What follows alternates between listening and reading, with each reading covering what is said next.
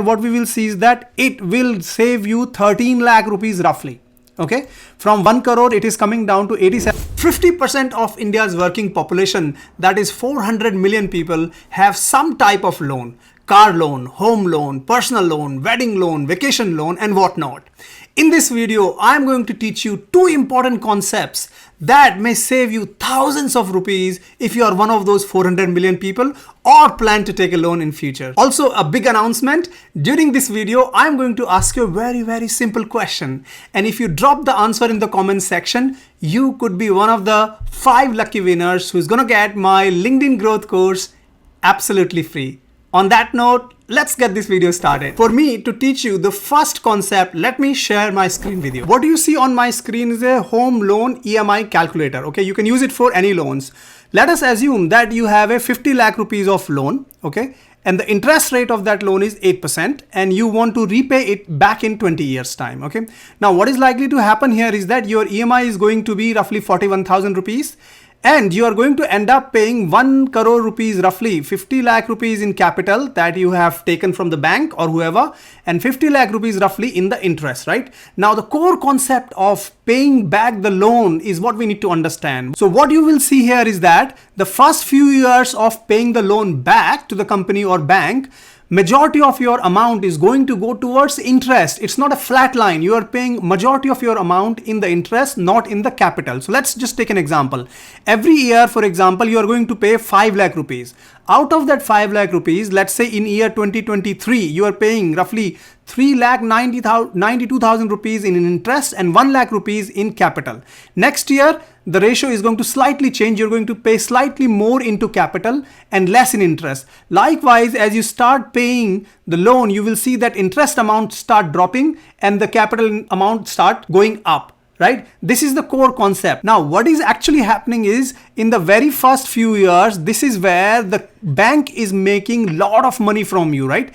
And this is the perfect time to make some prepayments towards your loan, right? Now, let us say that you already have fixed your EMI, which is 41,000 rupees. But every year, I am hoping that you might get a salary increment, you might get a bonus, you might get a side income. By the way, for side income, I have created a separate video where I'm making more than 1 lakh rupees every month. Please go and check that video out, because the moment you make side income, you can settle your loan very quickly, right? Now, let us talk about if you start to pay little more money in addition to your EMI every year, what impact it will have on your EMIs and what impact it will have into your overall loan amount and how much of money you can actually save. Let us now come back to the same example, and let us say if in this same example, if you start to pay every year, in addition to your 41,000 rupees that you're paying every month, in addition to that, if you start to pay 1 lakh rupees every year, right? So let us put that 1 lakh rupees here. So let us say I'm going to pay 1 lakh rupee. Let us say you start to pay this from next year, 2023. So let us say 2023. This will get calculated and you see your amount here from 1 crore, it drops to 83 lakh rupees because you've made 13 lakhs of prepayment every year, right? So by making this 13 lakh rupees of prepayments, basically every year you are paying 1 lakh rupees, you are able to save almost 17 lakh rupees overall in your loan. The bigger question is, what if you invested 1 lakh rupees every year at a higher rate than 8%. So let us say you go and buy mutual funds, or you invest in index funds, or you buy stocks, or you buy gold, or do whatever, right? And you say that, Rahul, I can generate more than 8% returns. So is it beneficial to me or not, right? What we are going to do is do a simple calculation here. So if I go to this calculator here, and let us say we are doing a yearly SIP of 1 lakh rupees. So 100,000, 10,000, 1 lakh rupees. And let us say we are doing 13 installments every year, right? An expected interest rate or the return is 8%. If we calculate this, what you will see is that here you have invested 13 lakhs and you've got 23 lakhs back. You've got only 10 lakh rupees of profit in this example. While in our case, we are able to save roughly 16 to 17 lakh rupees because of the way home loans or any type of loan works, in which the 1 lakh rupee that you're paying every year, it is reducing your interest massively in the beginning, right? That's the crux. Now, in order for us to break even, right? What we need to do is go back and have a look at it and say, okay, so at what rate of return I need to generate to be able to go back to that same calculation that I did for home loan, right? So if I put here 11%, right? If I put 11%, you will see that this 13 lakh rupees now is giving 29 lakh rupees, which is roughly 16 lakh rupees of profit. So our conclusion is that if we are able to generate 11% of return on that 13 lakhs somewhere else, then yes, you are able to break even, right? However, there is still a better advantage or more advantage for paying the loan, which is that your loan duration in this example will get reduced from 20 years to only 14 years now, right? So initial loan was 20 years, but by making 1 lakh payment every year, not only you are able to save almost 17 lakh rupees, your loan duration from 20 years to 14 years is getting reduced, and that is the benefit. Now you might say, Rahul, you are fixing the game here by putting your numbers that you like, right? Okay, I take that challenge. What I have done is I have done these calculations for various combinations, and what I want to do is show those calculations back to you in an Excel spreadsheet. Have a look at this Excel spreadsheet here. So this is the first example that we have done just now, where if we do not do any prepayment, right? Prepayment here is 0. You are going to end up paying 1 crore rupees, right? If you do basically prepayment of 13 lakhs, then you are paying 83 lakhs. So you are saving roughly 16 lakhs, and at 11%, you are able to break even, right? So you must be able to generate at least additional 3% of returns to be able to break even, right? Let us take another example. Let us say, what about if your home loan rate or your type of loan rate is 10% rather than 8%. In fact, that is even a worse situation. So if you look at it, if you pay, if you have a loan for 50 lakh rupees at 10%, you will end up paying total 1 crore 15 lakh rupees. If you start doing prepayments, the same amount I have kept just so that we can compare it, 13 lakh rupees, every year you're paying 1 lakh, you will end up paying 92 lakh rupees. That will give you 23 lakh rupees of interest saving. That is more than what we had in the previous case, right? Now, for you to break even, in fact, you will have to generate the returns at 13% somewhere else to be able to break even with this. And the additional benefit you're getting still is that your loan is getting paid rather than 20 years, it's shortening to 14 years, right? So, and generating returns for more than 13%, please remember, it's not very easy. Even the good investors who understands the stock market, who understands the mutual fund, they are not able to generate more than 15%, and they are taking a reasonable risk to be able to come back to that number, right?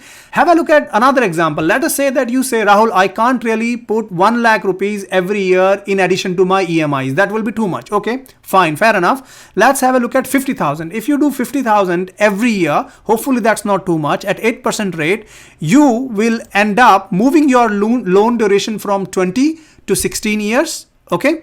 And you will end up still saving 10 lakh rupees in interest, right? And in order for you to break even, you would need to generate 8% returns elsewhere, right? So there is not a massive difference between prepaying the loan here versus able to generate 8% return, right? Somewhere else. Moving on, taking another example, if you make prepayments every year 50,000, but your loan rate is 10%, in that case, you generally would have paid 1 crore 15 lakh rupees roughly, but in this example you are going to pay 1 crore roughly, and you're going to save roughly 15 lakh rupees.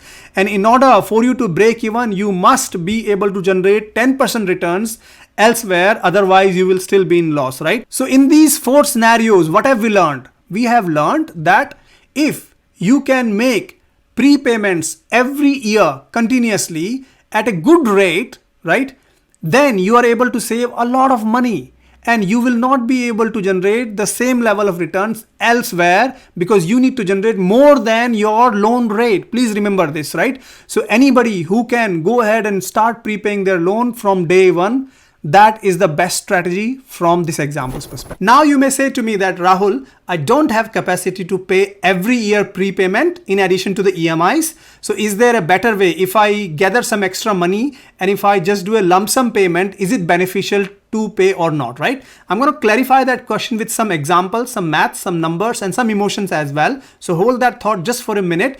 Before that, let me now announce the question for today. And the question for today is that, do you believe that renting a house is better or owning a house is better? Drop your answers in the comments and I will pick up the 5 best answers, and all those 5 people are going to get my LinkedIn growth course absolutely free. Let's now move to the question whether you want to pay some lump sum amount as prepayment. Is it beneficial or not? So let us say that you are able to save 5 lakh rupees in the first 2 years, and at the end of the second year you want to make a lump sum prepayment into the loan, right? So let us do the calculation very quickly. It's the same parameters here: 50 lakh rupees of loan, 8% interest rate, 20 years of tenure, right? We come here and we want to do one time prepayment only, right? So let us say 5 lakh rupees. So 500, 5,000, 50,000, 5 lakh rupees, right? And let us say you are doing it in after 2 years, which is August 2024, assuming that your loan started in August 2022, right? Okay, now if you look at the numbers here, what we will see is that it will save you 13 lakh rupees roughly. Okay, from 1 crore it is coming down to 87 lakh rupees. And also if you look at it here, your loan duration is now 16 years, right? So you are able to save still 13 lakh rupees. But the question is, if you invested this 5 lakh rupees in August 2024, right, at the end of 2038, which is roughly 14 years. So for 14 years, if you invest this 5 lakh rupees somewhere else, then what is going to be the situation, right? So if I go back here and compare this, right? So if I look at investing that 5 lakh rupees at 6% for 14 years, you can see the future value formula here. We are going to get 11 lakh rupees. So at 6%, it is less. But at 7%, you are going to almost break even, right? So remember, your loan rate right now is 8%, right? But if you're able to generate 7% return somewhere else, right? That is not too hard, by the way. You are going to break even with this loan, right? If you are able to generate 10%, then you will be in more profits. Let us look at 1 or 2 more examples. If let us say rather than 2 years, if you have 5 lakh rupees after 4 years of period, right? What is likely to be the situation? In that situation, the calculations are that you are still going to save roughly 10 lakh 71,000 rupees, right? But if you invest the same 5 lakh rupees now for roughly 13 years here, okay, then what is likely to happen is if you generate 6% return, then you are going to break even at 6%. And in fact, at 8%, you are able to generate roughly 3 lakhs more. So you'll be in profit. So if you again now take another last example here, that if you go 8 years, after 8 years of your loan, if you put 5 lakh rupees at lump sum, what is going to happen? Situation is very different here, right? You're only going to save 7 lakh rupees, but still it's some money, good money. But if you invest that money at 3% rate, you are going to break even.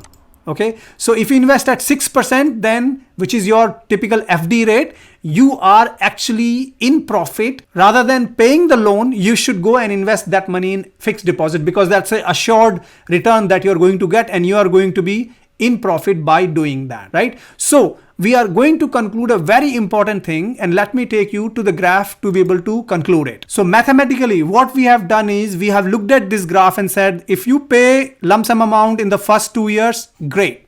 Well done. It is better than investing somewhere else. If you are able to then prepay somewhere here, it is almost in the next 2 years, it is almost you're going to break even at the same rate of return that you are going to generate elsewhere. After these years, then it doesn't really make much sense mathematically for you to prepay your loan, because remember, this is where the majority of your money is going to the bank. That is the concept we need to understand. Afterwards, anyways, majority of this money, this side is going to go into the capital. It's not going the interest, right? So in this case, actually draw a line here somewhere, and you would say, if I need to do prepayment somewhere here, then it is better to invest somewhere else, provided you can generate almost 6 to 7 or 8% return in our examples that we have taken. And if you want to do prepayment here, yes, absolutely go ahead with this. So this is all mathematically. What about emotions? I'm going to talk about it and wrap this video up very quickly in 1 minute. Having looked at the numbers, here is my final take. I personally believe that as soon as you can finish your loan, nothing like it. The peace you will get, the burden that will get lifted from your mind is not comparable with any numbers. So my personal opinion recommendation is go ahead and settle your loan as soon as possible. Don't look at any numbers, okay? But again, you may wish to choose other path. That's absolutely fine. I respect your view. And lastly, to quote The Psychology of Money, Morgan himself has quoted page number 217. If you go and read the second para here, he says that he himself bought his house without any loan amount because that gives peace to him. That works for him. So whatever works for you, if the peace is important for you, please go ahead and pay all your loan and become debt free. I hope you enjoyed this video, and if you did, please give it a thumbs up and subscribe to this YouTube channel. That's how I know you're liking this content. Until then, stay safe, have a good day, signing off.